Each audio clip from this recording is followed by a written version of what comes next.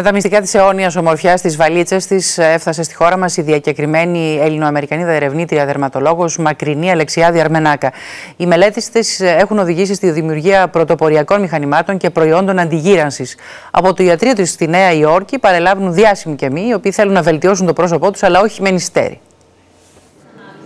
Η Ελληνοαμερικανίδα γιατρός που βλέπετε να κάνει θεραπεία με λέιζερ δεν είναι οποιαδήποτε δερματολόγος. Οι έρευνες της σε σχέση με την αντιγύρανση αποτελούν σταθμό για την επιστημονική κοινότητα και στο ιατρείο της στη Νέα Υόρκη φτάνουν διάσημοι κεμοί από κάθε μήκος και πλάτος της γης. Με το χρόνο έχω μαζέψει πολλούς αρρώστιους, έχω 4.000 στο γραφείο μου και από αυτούς υπάρχουν επίσημοι και προσωπικότητες και τέτοιοι.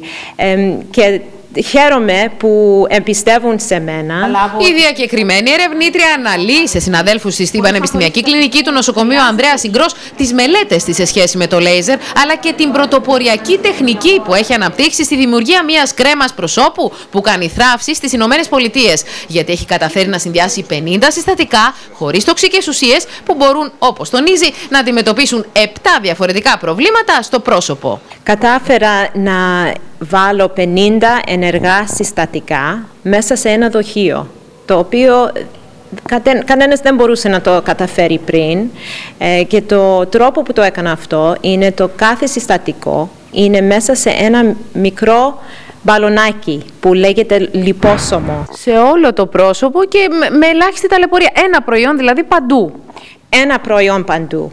Δεν χρειάζεται άλλο να αγοράσεις 10 ή 20 προϊόν και να βάζεις ένα πίσω από το άλλο πάνω στο πρόσωπο. Απόφοιτος του Χάρβαρντ, η Ελληνοαμερικανίδα ερευνήτρια δερματολόγος διδάσκει στους φοιτητές της στο Yale ότι για να διατηρηθεί ένα όμορφο πρόσωπο στον χρόνο δεν χρειάζεται νηστέρι. Οι ηθοποιοί, τραγουδιστές, ακόμη και πολιτικοί που τη συμβουλεύονται στις Ηνωμένες Πολιτείες ακολουθούν πιστά τις οδηγίες της. Η Ελληνοαμερικανίδα ερευνήτρια μελετά τα λέιζερ εδώ και 11 χρόνια και μάλιστα οι έρευνές της έχουν οδηγήσει στη δημιουργία πρωτοποριακών μηχανημάτων, τα οποία δρούν στην επιδερμίδα σε μεγαλύτερο βάθος ώστε να ενεργοποιούν όχι μόνο το κολαγόνο, αλλά και την ελαστίνη και έτσι να καταπολεμούν ρητίδες, δυσχρωμία αλλά και χαλάρωση. Όπως εξηγεί μάλιστα η κορυφαία ερευνήτρια, τα αποτελέσματα στο πρόσωπο φαίνονται από την πρώτη κιόλας συνεδρία και η ανάπλαση του δέρματος διαρκεί επί ένα χρόνο. Όπως τονίζει η Ελληνοαμερικανίδα ερευνήτρια, οι δικές της οδηγίες ομορφιάς δεν είναι οικονομικά απαγορευτικές.